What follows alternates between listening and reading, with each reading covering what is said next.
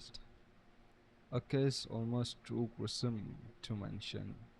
José Dorángel Vargas Gómez. Hmm. Okay, let's see. This case takes place in Venezuela in the 1990s. This case began as rumours too gruesome to be taken seriously. The criminal in this case is by far one of the most sadistic and dangerous men to ever walk the Americas. It wasn't that he took his victims' Oh, lives, it's what he did to the bodies after that makes him stand out from the rest. Meet José Gómez. José was born on the 15th of May 1957. His parents were members of the Venezuelan Liberation Force.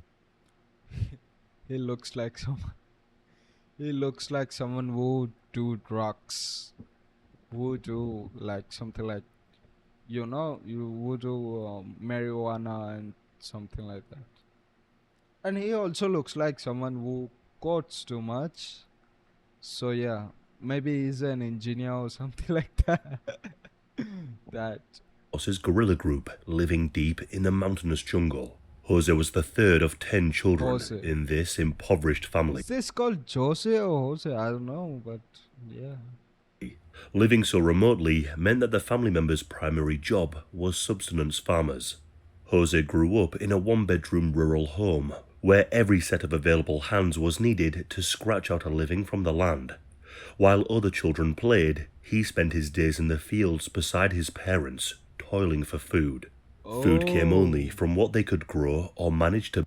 damn, that's sad actually. Um, many kids need many kids play and you don't play and collect food for your family. Damn, that's traumatizing. Not gonna lie. Barter.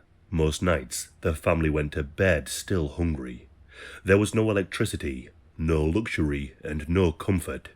Those who knew Jose described him as a quiet, unassuming boy who dutifully obeyed his parents. By all accounts, his parents treated him well, but poverty hung over everything. As he grew into his teens, subtle cracks in Jose's meek demeanor began to surface. By many accounts, he started getting into trouble, and people began to think that he was rather strange. His odd behavior seemed petty, but looking back, it was very telling. He began stealing animals from neighboring farms. At first, it was to Oh, satisfy his hunger, but that changed into something more sinister. On several occasions, he was seen ripping feathers from live chickens, snapping their necks, and devouring raw. live chickens. Damn. Damn, that's concerning. That's concerning. That's too much concerning. Damn, that's too much concerning. Not gonna lie. If I was like that, my father would have killed me. No, seriously, they would have uh, like you know, killed something like that. Raw meat as if he could not wait for it to be cooked. It was as if he preferred it that way. His family members were disturbed by the way he would drink the blood of these animals he killed. He What? Nah, nah. Drink the blood of blood. Damn, damn. caught the blood in his hands as it poured out of the animal and Oh, raised it to his lips while the animal was still twitching. Poverty may drive a person to do extreme things for nutrition, but in Jose's oh. case, it was not required. It was a fetish and a ritual carried out purely for his own twisted pleasure. This grotesque obsession, which surfaced in his early youth, stood in brutal contrast to the softly spoken boy the villagers all thought they knew. What he did to these animals should have been a warning sign, but it was brushed aside, another oddity in an already strange boy. But as puberty crept in, he began muttering to himself, conversations with voices that no one else could hear. His parents thought that he was possessed by evil spirits, but in reality, he was experiencing a significant decline in mental health and suffering from undiagnosed paranoid schizophrenia. There was no care plan, no support. Schizophrenia. His illness was ignored and left to rot inside him. At some point in the 1980s, Jose left his hometown and began drifting in the neighboring state. He was often seen around the city of San Cristobal, at the parks and in the outskirts, rummaging through trash for scraps of food and begging for money. He slept under bridges and in abandoned shacks, anywhere he could. Those who encountered Jose described him as a vagrant with unkempt hair and a distant glaze in his eyes. To the authorities, he was just another beggar, a homeless man on the fringe of society. But beneath the surface, Jose's mind was growing ever more unhinged. Very few people paid attention to his ramblings. It was only after a violent incident in the mid-1990s that Jose's deteriorating mental state finally caught the attention of the authorities. In 1995, an altercation involving another homeless man turned deadly. Jose was living under a bridge alongside fellow vagrants Baltasar Mourinho and Antonio Guerrero. One night, a fight broke out between Jose and Baltasar. Eventually, Jose got the better of Baltasar and managed to end his life, the specifics of which are poorly reported. But what is known is what Jose did next. Jose was a raw meat-eating, blood-drinking schizophrenic who had not eaten in... What? Yeah, I mean, yeah, I know it's a raw weeks. mating meat. Jose turned to Baltasar's corpse and began to devour it. Jose, gaunt and... Damn, he's like a zombie, man. He, he is actually a zombie. Not gonna lie. starving, crouched over the body and began to feed. With his bare hands, he tore into his dead companion. Flesh and blood consumed raw, just like the chickens he used to tear apart on the family farm. Only this Damn. wasn't livestock. This time, it was a man. It's not known if Baltasar was his first, but he was not going to be his last. The other homeless man, Antonio, wasn't there at the scene at the time, but when he came back to under the bridge, he couldn't find Baltasar anywhere, so suspicion turned towards Jose. Next, Antonio confronted Jose and asked him where Baltasar was. It was then that he saw the partially eaten flesh of Baltasar. Antonio ran to the police station and made a report instantly. But the police officers, they didn't quite believe Antonio at the time. They passed off Antonio as a rambling homeless man experiencing some kind of delusion. But eventually, they were persuaded to check out. Not gonna lie, the police is not on that fault actually. I mean, many cases occur like that. So yeah. The situation. When the police finally arrived at the scene, their disbelief melted into silence. They found Jose still there, surrounded by bones, blood, and the remains of what used to be Baltasar. Jose was arrested and was taken into custody. At the time, Venezuela was a country not yet saturated by violent crime, and where poverty was common, but murder was still relatively rare. The discovery of a cannibal shocked Venezuela to its very core. The press seized the story, but the punishment never matched the horror. Jose underwent a round of psychiatric evaluations, and the result was confronting. He was clearly suffering from paranoid schizophrenia, and he got his diagnosis. Under Venezuelan law, his illness rendered him not criminally responsible for the murder nor the cannibalism. Damn. With no pressure from Baltasar's family and friends to contest the ruling, he completely skipped prison. He was declared mentally unwell and was committed to a psychiatric rehabilitation institute in a small town for treatment. Jose's condition seemed to improve whilst under the influence of medication and supervision. He spent roughly 2 years at the mental hospital, where for the first time in his life he received regular meals, a bed and psychiatric care. By 1997, the doctors judged Jose stable enough to be released. Shockingly, he walked out of the institution with a bottle of antipsychotic medication and instructions to continue treatment as an outpatient. But he had no home to go to, and the system made no effort to monitor him. The Venezuelan justice system was stretched thin and ill-equipped to monitor homeless psychiatric patients, so they simply just lost track of him. By the end of the 1990s, he was living in a crude lean-to shack he cobbled together under a bridge on the outskirts of Tariba, a town just on the outside of San Cristobal. Here, he hunted animals and consumed their flesh raw. But before too long, the taste of raw animal Oh. meat was no longer enough. Jose had discovered something darker, something tastier. He was no longer hunting animals. Now, he was hunting people. Whilst he was in the psychiatric ward, he made friends with a man named Manuel. He enjoyed Manuel's company because he was incredibly nice to him. When Manuel was released from the ward and back to freedom, Jose found him and invited him to accompany him for a while. The two homeless drifters drifted along together, begging for scraps of food and money. It was after a short while in November of 1998 that Jose had a change of heart. He thought, if Manuel was such a good person, then maybe this reflected in the taste of his meat.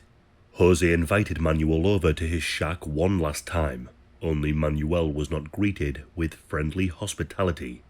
There was no food, but the stove was on. At this point, Jose grabbed his long spear-headed pole, described as bamboo by some and metal by others. He then drove this straight into Manuel's chest. He stabbed him with enough force to kill him. Jose then butchered Manuel into an edible and more palatable fashion. He wasn't only feeding himself. He decided he was going to cook his best friend and share him with his fellow homeless neighbors. The neighbors were none the wiser, and they were not in a position to turn away free food. Jose made some empanadas. These recipients expressed just how delightful the meal was, like nothing they had ever eaten before. It was after this point that people in the area began to go missing. The police were inundated with missing person claims. Authorities initially treated the case as isolated crimes of opportunity. Border police told the press that they suspected narco-trafficking or gang wars. Bodies were then found along the river, leading to some believe that an obscure cult was killing people, and some believed that these were satanic rituals. But none of those theories fit neatly. There was nothing in the victims' backgrounds that suggested cult ties or gang connections. Each week without an arrest only deepened the mystery and the public's unease, as more and more people were missing. The police took each case as an isolated crime, not realizing the proximity that all these cases had to the Rio Torbs River. This river was Jose's stomping ground. Over the next 2 months, he reportedly killed and ate roughly 2 men a week. He would take himself down by the river, seeking his next meal. He also had a preference. Children were too pure, so they weren't making his plate. As he later mentioned, women tasted floral and fruity, so he must have eaten at least one woman. But for the most part, he deemed them as too innocent. His preference was men. But not just any men. Lean and muscular men. Men who appeared not to have high cholesterol, which seemed to be oddly particular. The river was a well-known jogging spot that attracted a wide range of young athlete males.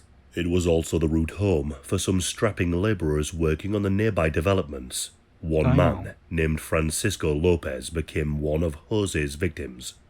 He was a laborer who hauled sand from the riverbeds as a job. Jose would take with him his long spear and position himself near the river's pathway. Despite his frail and small stature, he had the element of surprise. Jose would ambush the unexpected victims, often stabbing and gutting them with his spear or bludgeoning them with rocks. After each kill, he would drag the corpse back to his shack as a snack. He dismembered the bodies, cutting them apart with his special tools. He enjoyed most the larger muscles, and calf muscles were his favorite of all. He claimed that the organs were delicious, but required more intense seasoning, so he placed the hearts and other organs in jars of spices. He enjoyed tongue soup and would use eyes in a broth. He also favored the abdomen for its flavors, but avoided larger men through fear of eating their high cholesterol and their fat. Jose claimed that men tasted like a better version of the Not gonna lie, he's actual a zombie. He is a actual zombie. Damn. saltiest pork. But hands and feet were bitter, and heads weren't appealing to him either, so those are the parts that remained. A true cannibal, a true cannibal, not gonna lie, a true cannibal. And he is homeless too. Now I know why they are most criminals are homeless. Cause poverty make them like this, not the people actually. Around the site of the river and his shack were bones, decomposed feet and hands, and heads. That was until the early morning hours of the 12th of February 1999. On this day, some civil defense personnel made a grim find during what was meant to be a routine sweep of the area. The civil defense was a separate security force from the police. They came across the remains of 2 people. The bodies had been torn apart and dumped. The discovery jolted the authorities into action. Police and civil defense forces widened their search. What they found in the hours that followed only deepened the horror. During a search of the area, 6 more bodies emerged in the shrubbery, each one dismembered and discarded. As the search intensified, they uncovered even more body parts. Each fragment belonged to one of 6 men who had gone missing in the previous months. As word spread, panic took hold. Families who had held onto the hope now waited for news they dreaded. Then, someone in the police force remembered a man who had been found chewing on the flesh of another man, a homeless man who was locked away for cannibalism in 1995. Now, with suspicion building, investigators turned their focus towards the homeless people under the nearby bridge.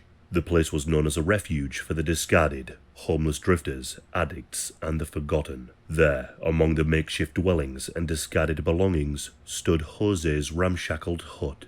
It was made from scraps of wood, plastic, and hidden in dense vegetation near the riverbank. The police decided to check Jose's hut, but they did not expect to discover what was inside. The macabre scene they had stumbled across would send chills down even the most seasoned detectives. They found small containers of various sizes littered in the small dwelling. Each of them was filled with human flesh marinating in strange herbs and fluids, alongside pots containing partially cooked human flesh.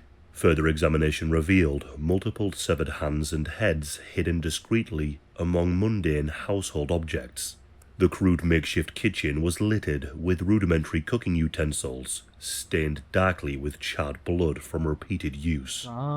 As the officers processed the scene, Jose emerged from the nearby bushes, walking calmly and casually towards them. The suspect identified himself as José Gómez.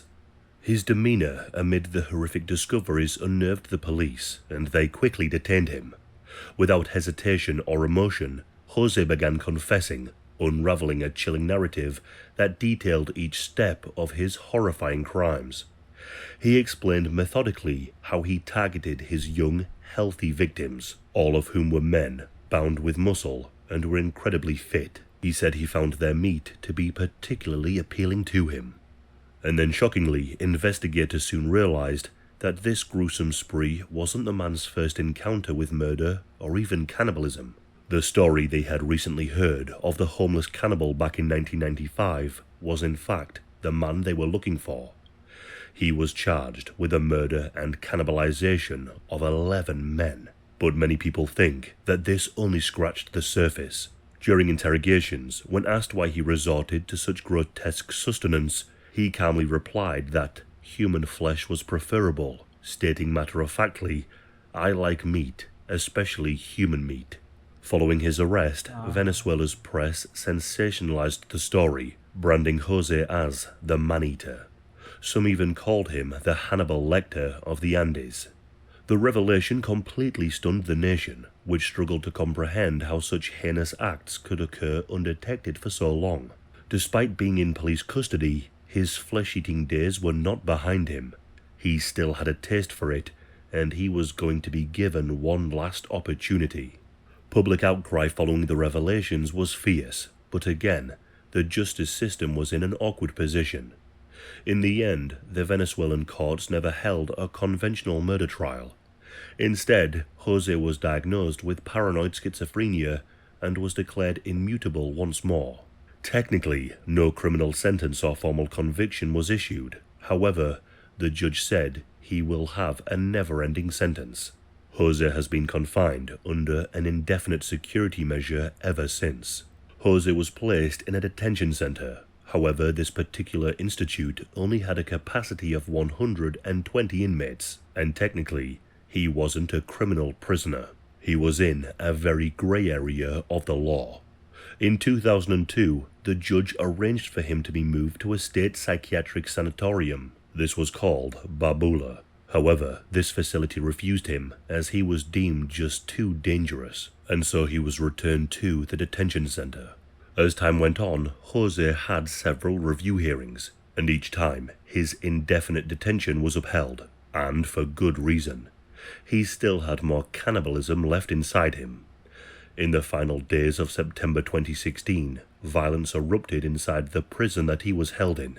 The facility was notorious for overcrowding and neglect. What began as a protest spiraled into a month-long siege. Armed inmates took control of the prison, seizing hostages that included officers and visiting relatives. As days turned into weeks, the captors released horrifying videos. One showed a man's fingers being severed, but then whispers spread that some prisoners had been killed, and worse. By early October, 2 inmates were confirmed dead. They were identified as Anthony Correa and Juan Herrera. Both men were young and were from working-class families. According to relatives, they had been jailed for robbery. Juan's father told reporters that his son had begged to be transferred before the prison riot broke out, but he never made it out. Over the course of the riots, news got out that some inmates had resorted to cannibalism, but these were only rumors. According to survivors, Juan was stabbed and strung up by 40 inmates part of the prison gang. He was left hanging to bleed out. Then, his body was carved into small pieces. Some parts were boiled, others were grilled. The meat was served to other prisoners. The butcher, distributor, and consumer was none other than the man-eater himself, Jose. It's suspected that Jose dismembered and distributed the meat of 3 men during the prison uprising. The families of these victims were told that they had been murdered, but they never spoke about the rumors of cannibalism. Damn. 6 police officers were arrested for allegedly aiding or allowing the violence to continue. But when pressed about the allegations of cannibalism, the Prime Minister dismissed them, saying nothing could be proven without scientific evidence. Meanwhile, lawyers claimed to have video proof of the cannibalism and demanded a full investigation. But the families got nothing but silence. Juan's father said that he had to borrow money just to bribe officials for scraps of information. Months passed, but forensic results never came. By 2018, he was still waiting for answers and still waking up from nightmares about what happened to his son. He had no body, no death certificate, only words from other prisoners. Jose, despite being named repeatedly, has not faced trial for what happened during those blood-soaked weeks. Authorities remain mute, and their families continue to demand justice. In 2024, a non-governmental organization reported that Jose is now 67 years old and has spent 25 years in custody without a trial or sentencing.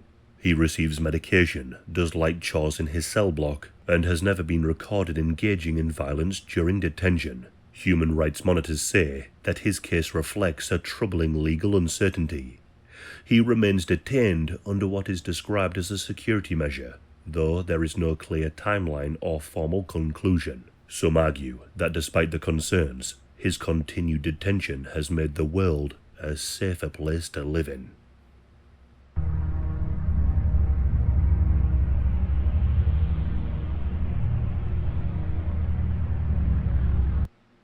Not gonna lie, this man, this is too gruesome to be talked about. Not gonna lie, it's too much, man. It's too much.